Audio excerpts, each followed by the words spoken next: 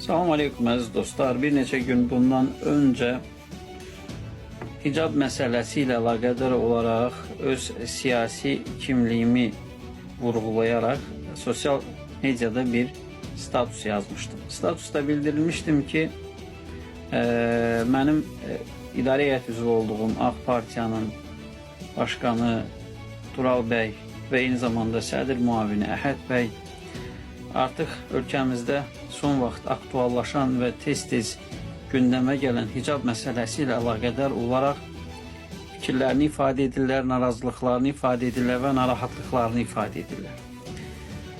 Orada onlara təşəkkür etmişdim. Bu məsələni həm bir vətəndaş olaraq, həm bir dindar olaraq, həm də idarə heyətinin üzvü olaraq, həm də başkanın bir müşaviri olaraq təşəkkür eləmişdim ki, bu məsələni gündəmə gətirirlər, bu məsələnin ictimailəşməsində yüksək rol oynayırlar. Və təəssüflər olsun ki, Azərbaycan ictimai-siyasi mühitində bu məsələ ilə əlaqədar olaraq mövcud olan siyasi partiyaların, ictimai təşkilatların rəhbərləri böyük bir qismi sadəcə olaraq susurlar. Və eyni zamanda orada bir balaca sistem dilə gətirmişdim, xüsusilə dindar, mühafizəkar camiaya bir sistem dilə gətirmişdim ki, ancaq Tural bəyin və Əhəd bəyin statuslarını paylaşmaqla bu məsələnin həllində və ya nizamlanmasında iştirak etmək olmur. Mənə müəyyən elə həmin camiadan etirazlar gəldi və o etirazlarla əlaqədar olaraq bir neçə bənddə fikirlərimi ifadə edib sizinlə bölüşmək istəyirəm. İlk öncə onu demək istəyirəm ki, Azərbaycan Respublikasında istənilən bir etiraz, fikir bildirilməsi və yaxud da ki, hər hansı bir fikrə münasibət Azərbaycan Respublikasının qanunları əsasında həyata keçirilməlidir. Azərbaycan Respublikasının qanunlarından kənar istənilən bir ifadə tərzi qanunən cinayət hesab olunur. Cinayət hesab oluna bilər. Və ona görə hər bir şəxs Azərbaycan Respublikasının qanunlarına uyğun bir şəkildə fikirlərini ifadə eləməlidir. Azərbaycanda ali qanun konstitusiyadır və bütün digər qanunlar Azərbaycan Respublikası konstitusiyasına uyğun bir şəkildə qəbul edilməlidir. Təhsil məsələlərində istənilən bir fəaliyyəti tənzim edən qanun isə Azərbaycan Respublikasının təhsil haqqında qanunudur. Təhsil haqqında qanunun əsas vəzifəsi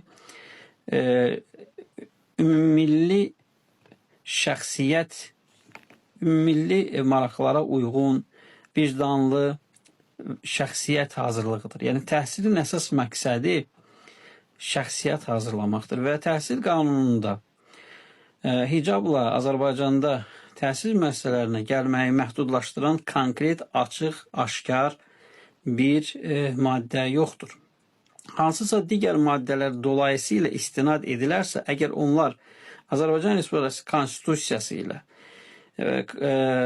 əsas insan haqları ilə ziddiyyət təşkil edərlərsə, hüquqi baxımından onlar keçərli ola bilməz. Heç bir məktəbin əsasnaməsi və yaxud da ki, digər nizamnamələr və yaxud izahlar buna Azərbaycan Respublikası ərazisində konstitusiyadan yüksək ola bilməz.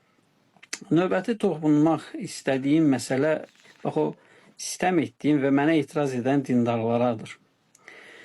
İlk öncə onu demək istəyirəm ki, yəni istənilən bir ölkənin həyatında faydalı bir şəkildə iştirak etmək, öz hüquqlarını bilmək və bir neçə sahə ümumi olaraq təhsil, siyasət, hansısa bir siyasi İslamçılıq əleyhinə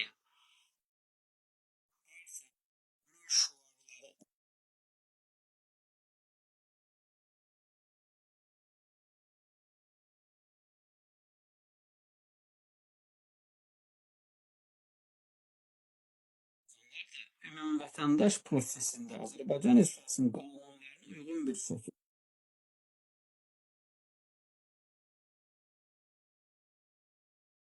bu siyasi partiyalarda reallaşdırılır.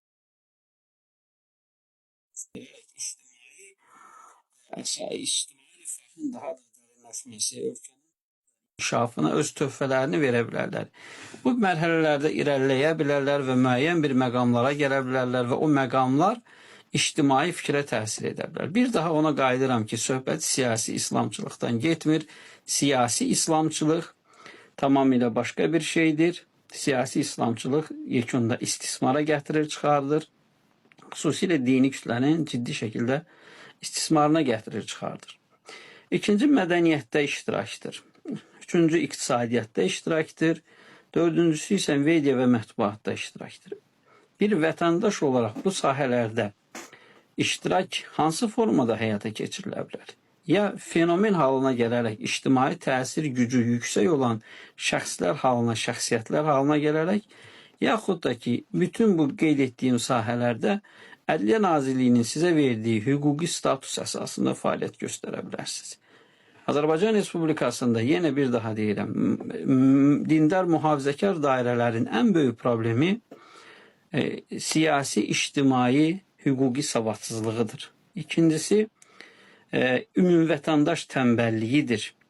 Bax, bu hicab məsələsi ilə bağlı olaraq, yenə deyirəm, qanunlara müvafiq bir şəkildə, hüquqi, sivil, mədəni bir şəkildə bu prosesdə iştirak etmək, problemləri qabartmaq, ictimaiyyəti nəzərinə çatdırmaq və bunun ictimaiyyəti nəzərinə çatdırarkən ifadə etmək ki, bu məsələlərin aktuallaşdırılması, bu məsələlərin gündəmə gətirilməsi və süni problemlərin yaranması ölkəmizin inkişafına, ölkəmizin gələcəyinə, ölkəmizin rifahına və təhlükəsizliyinə ziddir.